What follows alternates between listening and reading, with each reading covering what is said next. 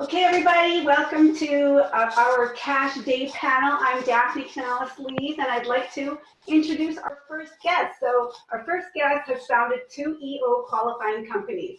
He was a small business CFO of the year with the KC Business Journal, and he's a master in Korean martial arts of Taekwondo. Please welcome Kris Flint from Citizen Best, everybody. Yay. Yay. Kris, tell us a little bit about how you've grown your company. Did you bootstrap to generate revenue? Did you use seed capital? What have you done? Definitely a bootstrapper. And I wanted to start a business where we didn't have, where we could immediately start selling services. So always been trading dollars for hours. Back when I got started in the branding, the design game, definitely there was some capital expenses, but I would just kind of cover those, but those were just all computers. So professional services is a great way to go because you can immediately start creating revenue without incurring a lot of asset cost or inventory cost or overhead rent or any of those things. And in professional services, you have a lot of human labor. So how did you manage growing that labor, planning out how many new clients you bring on? Absolutely. So our industry is very blessed with a big pool of freelance talent, and it's getting more difficult, less difficult to source, kind of both sides of everything, but had agency jobs and corporate jobs before starting my first branding agency, and would tap into my network to get just-in-time subcontractors for freelancers. So when projects would come in, you would match them with your bench to be able to deliver confidently. So you had a bunch of people that you knew and trusted, that you knew what their skills were and their availability. Is that kind of how you manage that?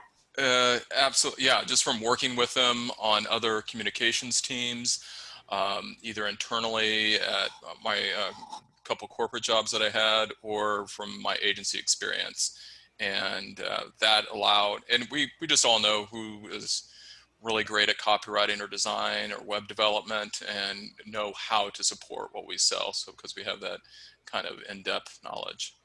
And in the beginning, did you, what kind of deposits did you ask, or how did you do like the cash flow piece? Yeah, great question.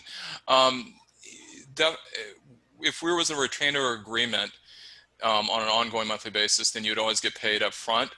So then you could pay for the subcontractors going forward. If it's a fixed project fee, then 50% deposit was a great place to start, and then progress billing as you would on a monthly basis. And that'd make a big difference.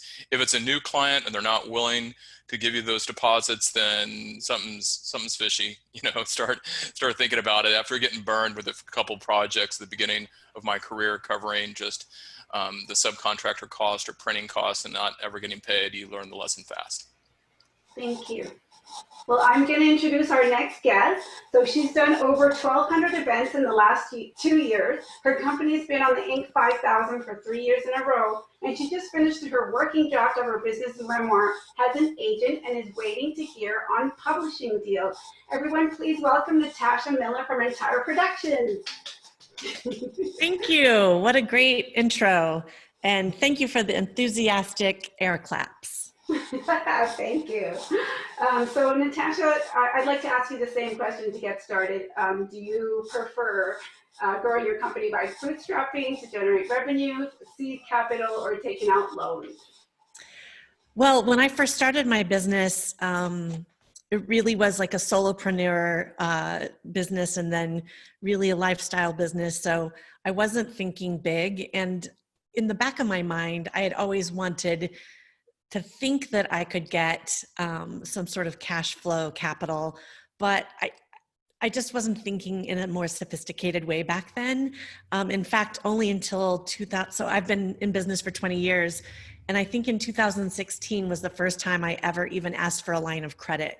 I had a lot of pride about not needing it at that point, but then in a Goldman Sachs 10K SB program, we really learned a lot about financing and capital. And I learned that it was a little bit silly not to have, a line of credit backup for potential growth. So always bootstrapped, still bootstrapped, but a little bit of a safety net. Right, and so you had a lifestyle business. So how did you change from being a lifestyle business to growing into something bigger from like the cash perspective? And it's also a mind shift, right? Yes, it was two major things. One, my daughter was in high school when I started shifting into thinking bigger, and she didn't need me as much. So I wouldn't go into the city from Alameda, which is this little island near Oakland, to do marketing and networking when she was younger. But as soon as she was like not needing me, I just naturally started broadening my horizons. But it was that Babson course through Goldman Sachs that really started making me think bigger. And so it was sort of a simultaneous thing. And I was with people with companies from anywhere from 250,000 to 30 million in my class. And to hear some of these bigger companies and see the people running them, it made me immediately think, or know, in fact, oh, I can be much bigger than I have been if I want. And I wanted it. So Can you tell us a little bit more about the Goldman Sachs class? Is that something that anybody can take, or? yeah, it is a free program. It's about a $90,000 value program. It was amazing. Goldman Sachs funded $500 million to put business owners, small business owners through this course. It's about 12 weeks in order to help the economy and then also add people, like add jobs. That was the two main goals. So I think if you just Google 10KSB, stands for 10,000 small businesses. They want to put 10,000 businesses through this program. And I did mine in 2015. They're still going. So it was an incredible launching point for me to rebrand, reskin, revision my entire company. And we grew by 65% the following year and 65% the year following that. Not all due to that course, but all due to the wheels that turned during that course. And I was a couple $1 million business at that point. Okay, and recently with COVID, you're in the event business, so you lost all your revenue. Did you? I lost it all. Tell us how you, from like, again, from a cash perspective, how you managed. Did you have some saving, but how did you get through, or what's happening? I mean, honestly, it was just a huge shit show. But it was also a blessing in disguise. So I had to lay off about half my team. There was 12 of us. We're at 6 now. I relied on the PPP to get us through, a chunk of time. I did take the EIDL, which is really just sitting there waiting for me to use it in the future. Thankfully, our revenues are back up with programming, both virtual events and virtual entertainment, and a new division we added in promo marketing items. So there is a revenue happening. It's not like it used to be, but I can see in the next few months, it could get there, even before people return to in-person events. Thank you. I'm going to introduce our next guest. So our next guest, there he is. Okay. Our next guest turned around a bankrupt design firm in 2008 to a $5 million company in 2019 at 30% profit margin. Last year, he split with the remaining partner of his prior firm, and now just a year later, his company is a $4 million company and growing, nearly doubling revenue.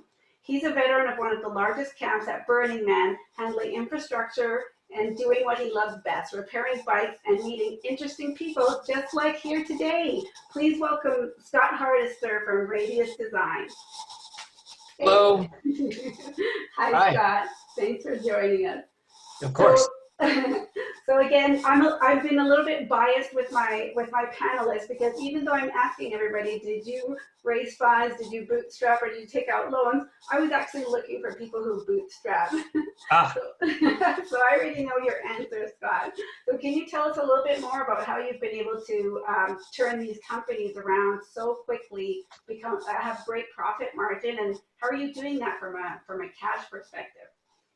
From a cash perspective, we mainly it's been managing costs, and I think it's very easy to overspend in a lot of areas of a business, and additionally, keeping a close eye on AR, and generally, with my last venture that started in May of last year, I did bootstrap that. I had a pretty painful breakup with the last partner, and put a bunch of cash of my own cash into it, which is, of course, made me not. I don't have any investors to answer to, so that really frees up a lot of my time to focus on the business and getting new work, and which is really paying off in a big way.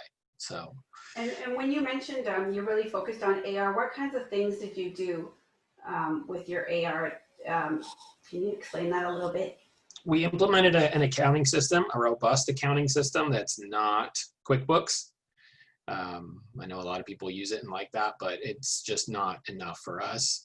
And we can drill down on employee hours, and we know exactly to the day how many days clients take to pay, so that when we are choosing to work with a new client, we can say, well, we know that this person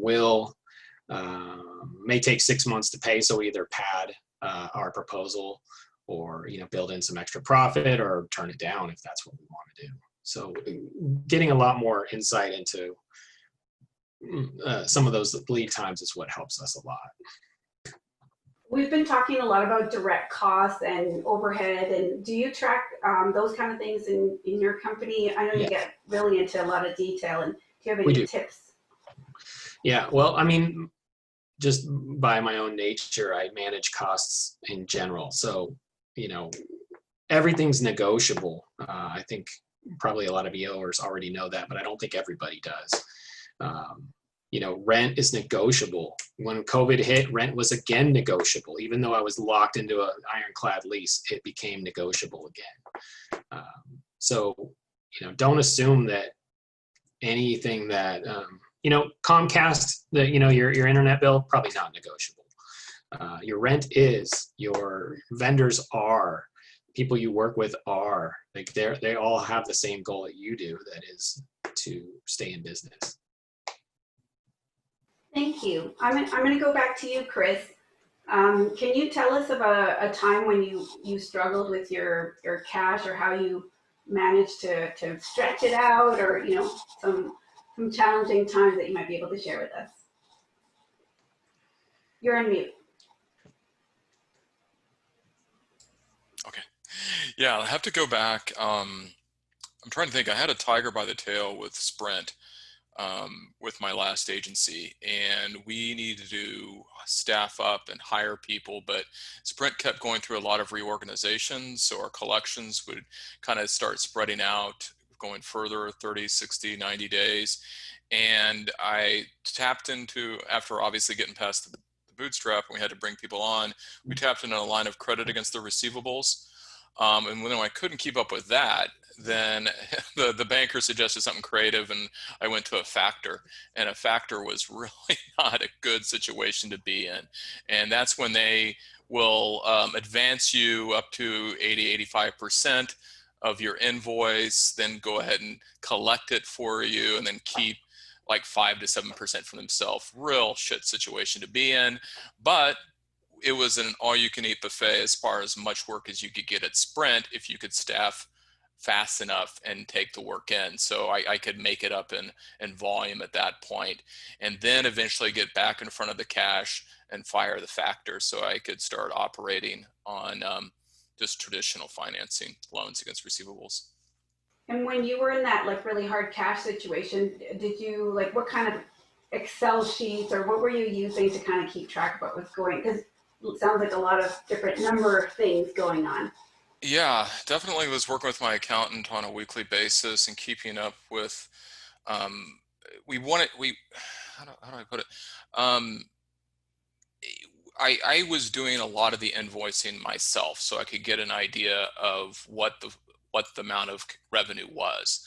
And I wanted to do that, even though it was an administrative task, so I could just have a good pulse on everything that was happening, because then I could tell exactly where my receivables were at any point, and then turn that into cash as quickly as I could. with the factor and then with the ultimate collection. So. Thank you. Natasha, the same question. So when you've had a really hard cash situation that you had to get over, and how did you do that?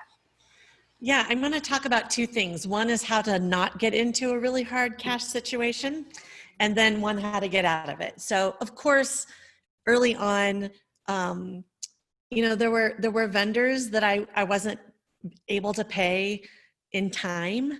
And it was really just robbing Peter to pay Paul, period, end of story. I never got into a horrible situation. I did have to put some of my own money in, and I don't even know if I ever took it back out, but it was, my company. So I just felt it was going in a great place. But my method for not running into that problem is that we ask our clients for 50% non-refundable upfront. And I learned this early on as a violinist and a jazz vocalist singing at people's events years and years ago, since I was 19, to get that money up front. Don't let them, don't have a refundable deposit, because at that point, then they think, oh, well, maybe we'll get someone else or someone cheaper. Maybe my brother can do it, or all these different things. So if they decided to cancel, I get the deposit, period, of end of story. And then they must pay 10 days in advance of their event in order to have me or our artist show up. And there's a little bit of a scare factor because you don't want your entertainers or your event not happening. And then furthermore, and this is the key, is that in our contracts with our vendors, our talent, our vendors, it states very clearly that they are not to get paid until 14 days after the event. So as you can see from that timing, there isn't a cash problem. However, when you start getting bigger clients like Apple and Google and Salesforce, they want to put you on a 30 to 45 to 60 to 90 day, net receivable. And in that case, we're building up enough cash on one side with the smaller companies to float these bigger companies. That's my tip of the day. Have you had any success reducing the amount of time that some of the bigger companies pay? Is that ever, or do they give concessions in other areas? Yes, in fact, it's interesting. If we have to go through a contract process and we're not on a master service agreement, some of my clients like to slide it under somehow, and then they just pay by credit card, and it doesn't go through their whole accounting system. So each person has their way of finagling that.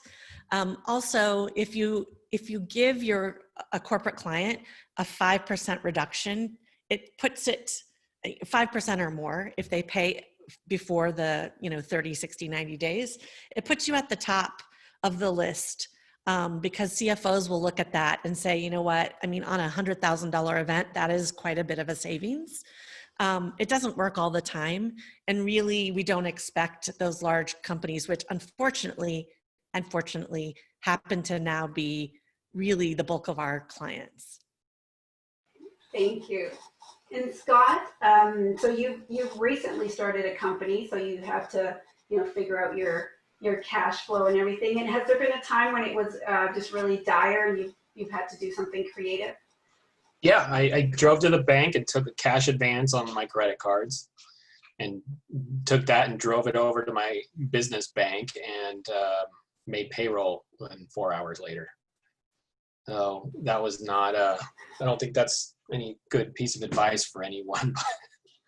But yeah, that was as creative as I've gotten. Being a new business, I'm constantly told that I don't qualify for any lines of credit. I can't refinance my house. I can't put a line of credit on my house. I would. One thing I should have done very differently is I should have arranged all of that ahead of my business, creating my business. I should have had a credit line in place on one of my houses, or an equity line, I should say. So that's a big mistake I made. I should have got as much as I could on everything I could. Right. So while you were an employee or while you were in a really good cash position, go and find all the resources that you can. Yeah. Well, I had a steady income to verify all that. So that was kind of a big miss on my part. Yeah, and I've heard that a lot from different EO members saying, you got to go find your cash or borrow all the money you can while you're in a really great cash position. And I Yeah. know, somebody in today's group was saying they're doing really well, but they don't know what's going to happen, if the trend is going to continue. So I'm not sure if like this short period of COVID time is a good, that the banks are going to give some good credit, but it's always a good time when you're doing super, super well, but you don't think about it, right? Yeah, we're in a good cash position right now. However, there's just no options available for me, even at a year. I'm just starting to hear that some people will talk to me because I've filed taxes now, and I've got some relationship, but my local bank is useless. So it would have been much easier to do this over a year ago. Thank you. Kris, I'm going back to you now. So, oops, I forgot my question. Oh. That's okay. I was gonna share another creative thing that I did in order to free up some cash, if that's okay. Yeah. Yeah. So another, I found myself with kind of a room full of assets that I paid cash for: computers. I remember putting blinds on the windows of our loft studio, furniture, all this stuff. And I gathered it all up and sold it to a lease broker and leased it all back, and just freed up about like 40 to 50K of cash. And then just in order to kind of hire employees to make payroll and then just kind of service that lease debt kind of going forward. So it was just kind of a different way to think about it when you're sitting there staring at your balance sheet. And if you really are kind of looking at everything, like, how can I turn these assets back into cash without selling them outright and still get the use out of them? So. Great. Do you have any other tips, Natasha? Oh my gosh. Well, I mean, it was really easy for me to cut costs at COVID and see a lot of the costs that I was spending before, when business was coming in fire hose style, of the things that I don't need and the things that I don't want. So we were paying $5,500 a month for this WeWork that I actually still love, and I still go there myself. But less than half of my team was going there on a regular basis. We really met there on Mondays for an all hands meeting. And I had a mentality of doing remote work anyway. But this definitely just cleared the board. I am not going to be investing that kind of money in a workspace, not necessary. Have you ever looked at your services and seen which ones are most profitable or which ones are easier to do? Have you ever, what did you I find do. out? I do. And I think I would give you guys a tip that I'm trying to take myself, which is really hard to do. So we do corporate events. We try not to do social events. They take 4 to 6 times longer. Those clients are a pain in the butt, very emotional. No offense to anyone who's having social events. But it takes a lot longer. The profit isn't as good. But I am the kind of person that wants to say yes to everything. Every penny counts. And I know that it is deterring from profit. And I know that it's keeping someone busy on something where they really should be concentrating on something else. So if you guys can help me get through that, over that hump, that would be great. And especially now at COVID, they're like, what's your budget? I'm like, our minimum investment or our minimum engagement is $5,000, but how much do you have?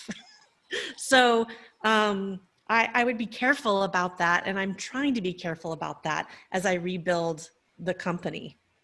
Yeah, I think as entrepreneurs, and especially when you're first starting out and you have like all these different skills, you're like, yes, yes, yes, yes, but and you end up getting piled in with work that you might not want. And actually, that's what I was going to ask you, Kris, because I know you have a design firm also. And how do you like figure out which one of your projects is, or the type of work that you do is more profitable, or how do you avoid saying yes to projects that aren't really going to work out?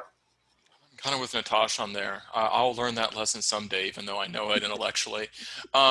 We are as driven about the like you with social events, they're just certain clients are just more fun. You know what I mean?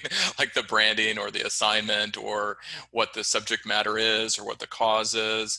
And we take those, but we do keep track of our hours, and we do keep reporting back to the clients when we're going over scope. We write very tight scopes of work so we can start to manage around that. And it becomes more obvious which clients you should just not take at all from the beginning, even though how much fun the actual brand marketing or web design might be. And if there really isn't a budget, really don't take it. And so we stick to a very strict minimum engagement that we don't go below, because we just can't service that client at all. It's not going to end up being good for us or good for them, because they're not going to get the value out of it. So. And Scott, do you find the same thing happens in your industry? Yes. In talking about clients, and one of the reasons I split with the prior partners was because we had a different opinion about clients. We do also have minimums when we set those pretty high, so that cuts that does separate the wheat from the chaff, I guess is what I'm trying to say. And gives us the stuff we want, and sometimes it's hard to stick to that. Sometimes there's a project you really like, and or maybe it's a new client that you really like, but they want something done better. But generally we stick to it, and it's working out really well, because after doing this for a while, I can tell you that some clients are just not worth working for. They just they won't pay their bills. They won't. They'll drive you crazy. They'll demand free services. They won't pay you more money when they go out of scope. They're always the same people. So I'm not sure if I answered the question. Yeah, and then how do you figure that out in advance? So that sometimes you're like in that discovery, like in the new dating mode where everybody's super nice to each other. How do you? Well, in our case, we do the best. We put out the best work in our industry, and we charge more for it. So the people that don't, the people that are looking to cut, their costs and, are okay with a cut rate provider, they just go somewhere else. They just take somebody at 25% less cost and deal with the lapse or gap in service. Kris, do you have any tips on how you stay away from clients like that before we open it up for Q&A? The minimum is a big one. Deposit is another one. Those will scare them off. Setting your hourly rate is another one if they can't agree with that. If you just get more intuition over time also, kind of assessing the opportunity in the individual. And I think that's probably it, is just kind of experience. And there'll be certain flags that you see and you'll be like, no, that's not a good fit, no matter how great it is. There was a really neat product that was going to be in the boba tea space. My business partner really liked it, but it just didn't fit the right filters, and we just didn't do it. So. Mm-hmm. And Natasha, you work with a lot of corporate clients. Do you find that the fit has to be with like the purchaser, or is it like a company-wide fit? Well, I was just thinking about, like, if we get a call from Twitter and they want to spend $3,500 with us, which is like under our minimum engagement, we're going to say yes, because it's Twitter and we want more of that repeat business. And that pretty much always works out for us on the corporate level. It's when individual calls or a nonprofit or sort of like a one-off type of client that I can now, smell out a million miles away. So, that just comes with time. However, sometimes those individual clients, they're sneaky. They could have a Gmail address and you can't cross-reference them. And then, they work for a very incredibly wealthy family that has $1 million budget to do something in their backyard where, you just, okay, Ari, your cat's behind is in the, just letting you know. That was funny. Anyway, it's tough to figure it out. And now that I said something about Ari's cat, I forgot what you asked, Dafne.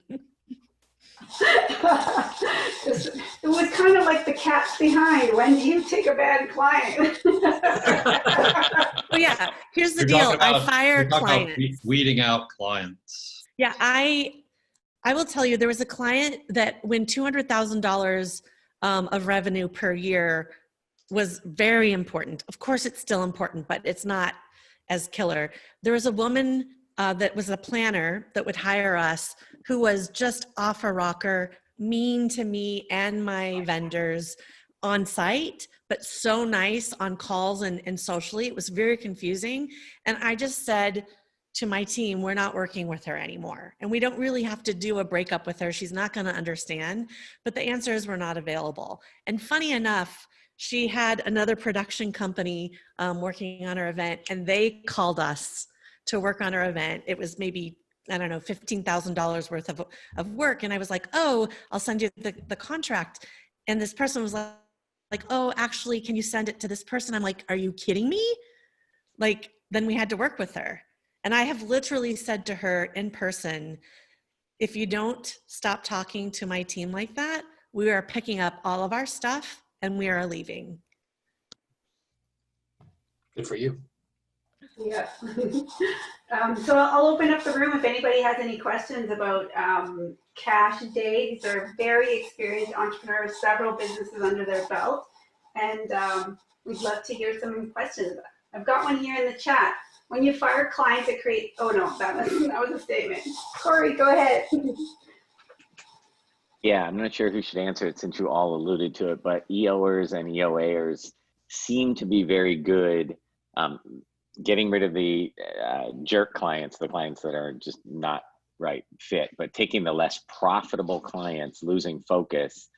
There's a easy excuse to say, oh, they're good for marketing for some reason. Like Natasha, you mentioned the Twitter client because you want it, but we can tend to convince ourselves of that almost no matter who the client is, because it's an extra $20. We might as well take the cash because we have the capacity. How do you guys create systems or ethos within your company to make sure that you don't take on those clients? And, or if you do you actually put it in the marketing budget?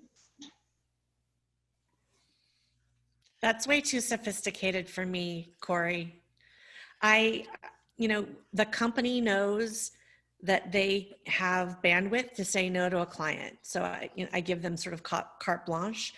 And actually some of my team over the years have taken that one woman on and they're like, I can handle her. I'll deal with her. And so I don't have that discipline. I would like to have that discipline. So far, it's been serving me okay. It would be amazing to see what it would be like if I could have that discipline, but I will never know until I have the discipline. I think as we strengthening our own positioning and using that as a filter of what type of industries or demographic or services that we offer, that starts to act as a filter as much as what the immediate opportunity is from that cash, from that sale. And it's still difficult for us to do, but that's one thing that we're asking ourselves is like, if we're going to write our positioning statement where we're going to focus on consumer lifestyle brands, then when they're outside of that, then there's, although it might be a cash opportunity, but there's not even an opportunity to further kind of like what you mentioned before, your portfolio, your examples, your case studies, because that's not going to fall into place. And although we still service accounts that are outside of the position that we've evolved into, it does kind of guide us going forward, which clients we're going to take on. Thank you. We have a question in the chat. So from COVID, I received $200,000 in EIDL loans and $250 in PPP loans. Prior to this, I had no debt. I want to give, start with Dear Abby. I want to give back the $200K and not see it in my bank account because it's borrowed money. Is this a mindset issue around money, considering the advice that we should reserve cash when we don't need it? I think a lot of us are feeling the pain of like we've accessed these loans and we're terrified to use them. So we would love to hear your advice on that. I would like to speak on that immediately. So cash is king. Cash is so important. Cash and profit, right? So I have the EIDL. it's at such a low rate, and the payback terms are pretty favorable. I would hold on to that money. I'm going to hold on to that money because I don't know when our numbers will go all the way back and then surpass what we did. So it is an inexpensive, very safe safety net. It's lower than my line of credit. And if you pay it back and then you find yourself needing money, guess what? It will be very difficult for you to access that ability. And Ari mentioned something in the chat, and I think a few of us have done that, is opened up a different savings account, put it in there, and like mentally locked it in, and just use it for a dollar, but keeping it there.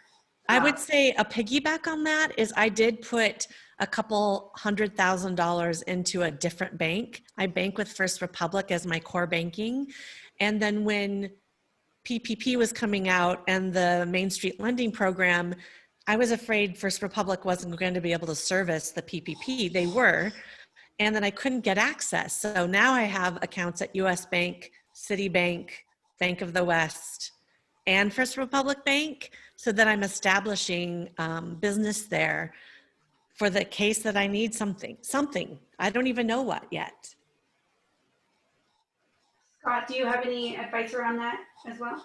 Yeah, definitely hang on to cash. Cash is king. And like I was telling you all about earlier, without knowing everybody's financial situation, if you can't get access to a line of credit, that might be your only way to get it, or to get cash when you need it. Like I said, I don't have access to a line of credit. I can't get that maybe for up to another year. So I'm hanging on to everything I got. And EIDL, I did get some of that, but then the PPP loan, I fulfilled those obligations, so I don't owe them anything, and that was $380,000. I got just a really quick point on that, which I thought was really surprising, is somebody said just take out the EIDL money, because then if you lose everything, you still have, say, $100,000 that you can go build a new business at 3%. Whereas if you never took it at all and you go completely bankrupt, you're scratching your head trying to figure out what to do with the money. Whereas for many of us, we have guilt and shame associated with debt, or we're somehow not a hard enough worker.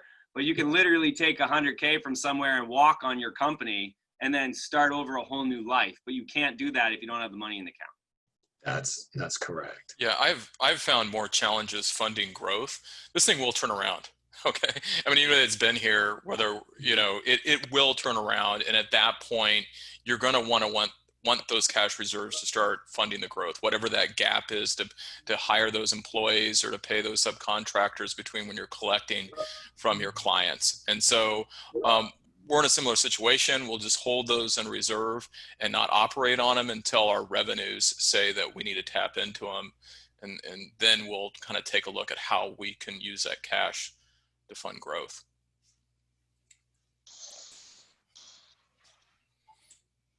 Corey? Yeah.